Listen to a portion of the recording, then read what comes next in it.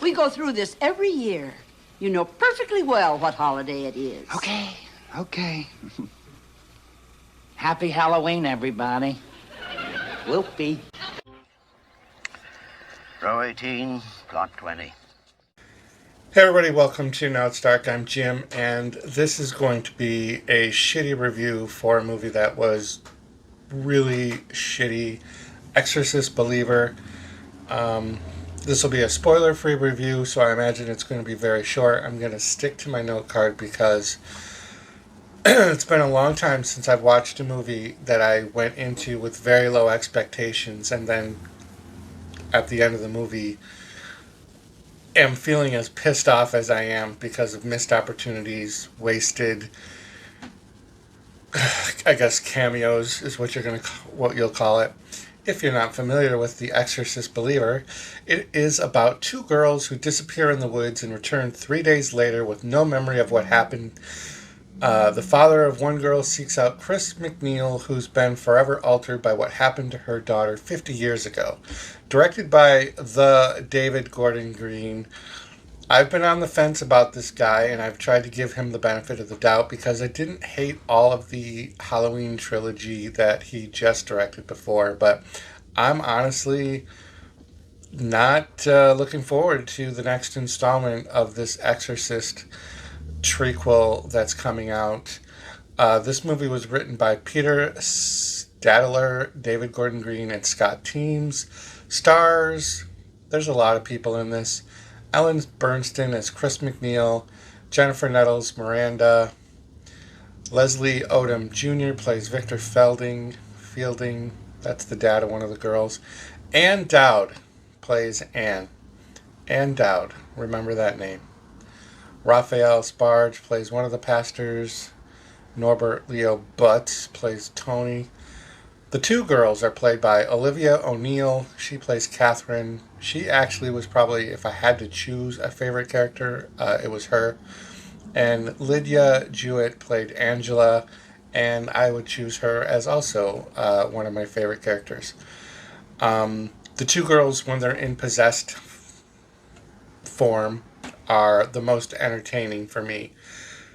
So this movie, The Exorcist, it's 50 years after the first Exorcist movie with Linda Blair, who also has a credit on IMDb about being in this movie. She plays the OG possessed girl, Regan, right?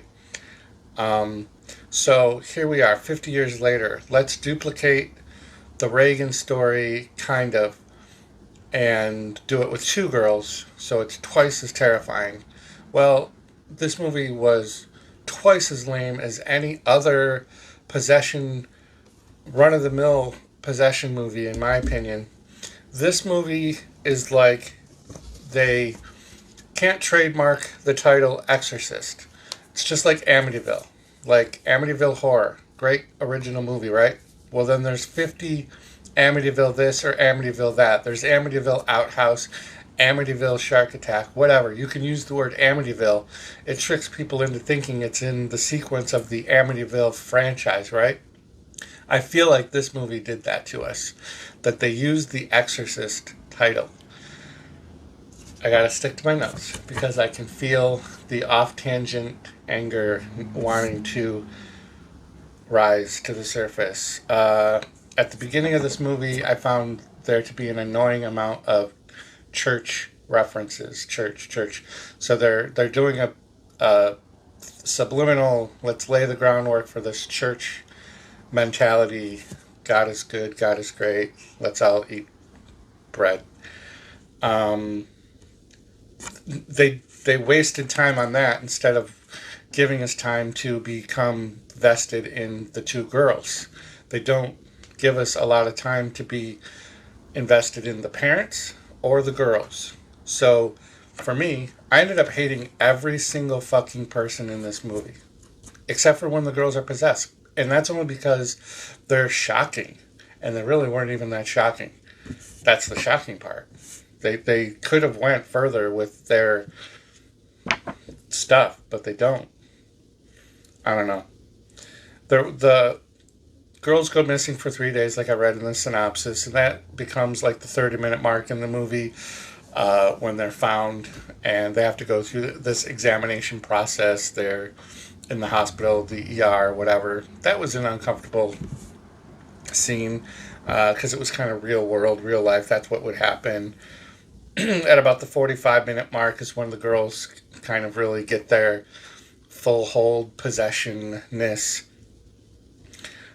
So then you think, okay, now we're getting a full-fledged possession movie. There's more than half the movie left. We're going to be entertained with possession and exorcisms and exorcists doing the exorcist things.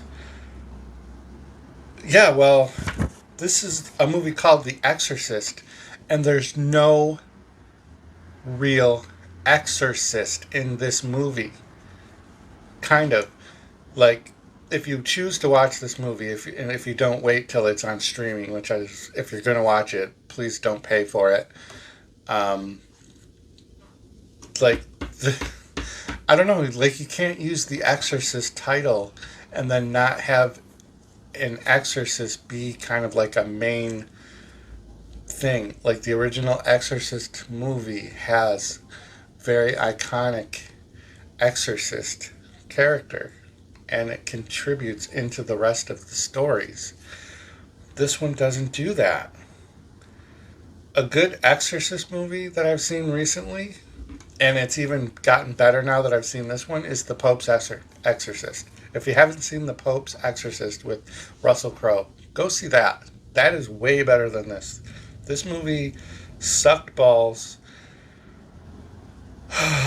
I wrote that there was a part where the movie just lost me because they were shoving down the throat the message about church and faith and the believing in each other, and that's how the people get through. And that was a monologue that was given by Dowd, who plays the character Anne, who I'm pretty sure was just a nurse, who becomes a de facto exorcist. That's a little spoilery. Whatever.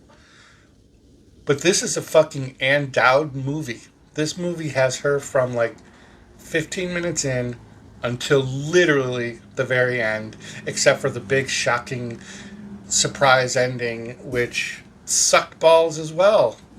Like, it just does, who cared at that point? It didn't even matter that we have this surprise ending. It doesn't even like set up the next movie that's already greenlit and titled I don't know what it's called, Exorcist the Deliverance. I don't know. But if that is an intended like setup for the next movie, who the fuck cares? Then this movie was wasted. This whole movie is like, what, almost 2 hours? It's an hour and 45 minutes. It's a fucking waste. And I don't typically feel this way. I guess I had really thought I had low expectations for it, but I apparently had higher expectations for this movie. Religious-based possession movies is a genre of horror that I don't watch a lot of, but I usually do enjoy them because I like the idea of people doing things that are out of character.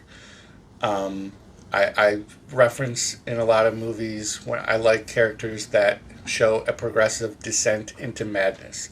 That is where we meet a character at the beginning of a film, something traumatic happens or something possesses them, and then midway through to the end of the movie we see this descent of their character. So we don't get any of that in this Exorcist movie. We get two girls that we hardly get to know before they are into some shenanigans that creates them to be possessed. I may have missed, but I don't even think that it was necessarily referred to as Pazuzu. I know there is dialogue between Chris McNeil, played by Ellen Burstyn, and the possessed or the demon or whatever. They do have a conversation of being familiar with each other, so I think it's implied that it's Pazuzu. I don't think the name was actually ever said.